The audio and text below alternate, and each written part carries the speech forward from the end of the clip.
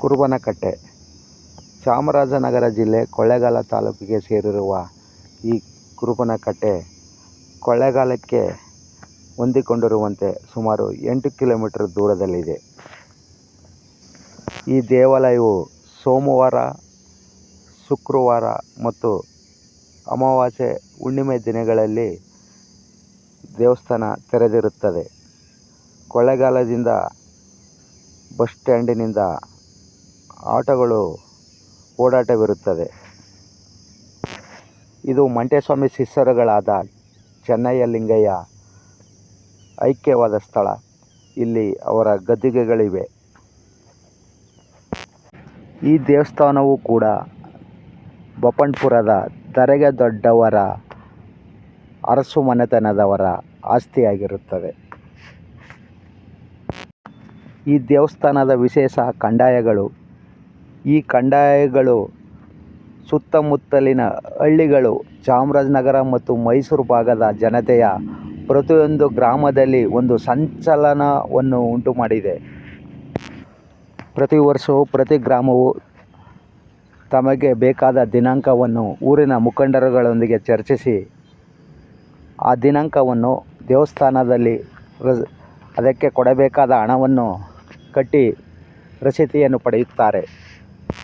ನಂತರ ನಿಗದಿತ ದಿನಾಂಕ ಗ್ರಾಮಕ್ಕೆ ಕಂದಾಯ ಬರುತ್ತದೆ.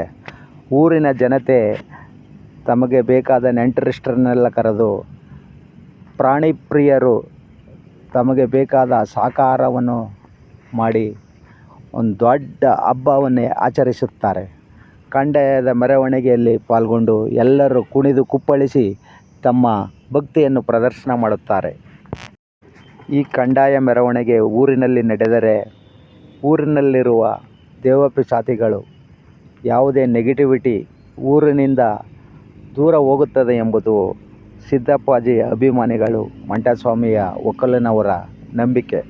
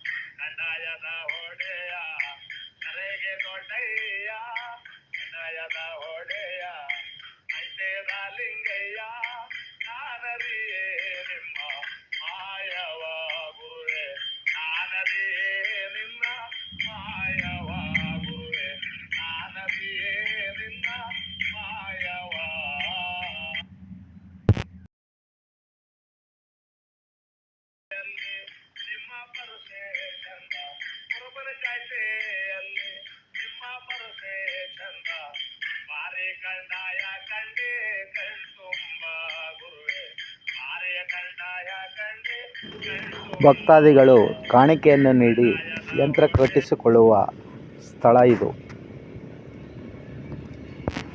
ಬಹಳ ವರ್ಷಗಳಿಂದ ಮಕ್ಕಳಾಗದಿರುವ ದಂಪತಿಗಳು ಈ ದೇವಸ್ಥಾನಕ್ಕೆ ಬಂದು ದೇವರಲ್ಲಿ ಹರಕೆ ಮಾಡಿ ತೊಟ್ಟಿಲನ್ನು ನೀಡಿ ಸಂಕಲ್ಪ ಮಾಡಿಕೊಳ್ಳುತ್ತಾರೆ. ನಂತರ ಕೆಲವು ವರ್ಷಗಳಲ್ಲಿ ಮಕ್ಕಳಾಗಿರುವುದನ್ನು ನಾವು ನೋಡಬಹುದು.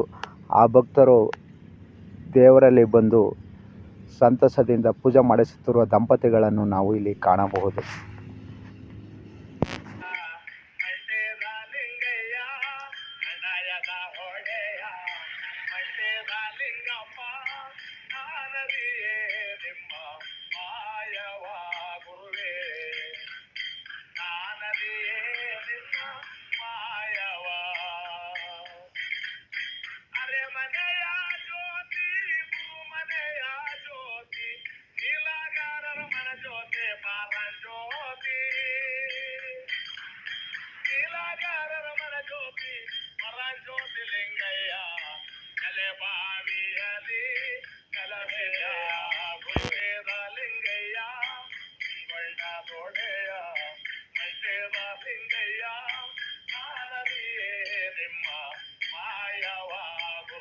ಇಲ್ಲಿ ವಿಶೇಷವಾದ ದಿನಗಳು ಸೋಮವಾರ, ಶುಕ್ರವಾರ, ಅಮಾವಾಸ್ಯೆ, ಹುಣ್ಣಿಮೆ ದಿನಗಳಲ್ಲಿ ಭಕ್ತಾದಿಗಳಿಗೆ ದಾಸೋಹ ಭವನವಿರುತ್ತದೆ. ಭಕ್ತಾದಿಗಳಿಗೆ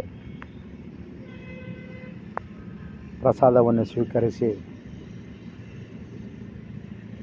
ಎಲ್ಲರೂ ಖುಷಿಪಡುತ್ತಾರೆ.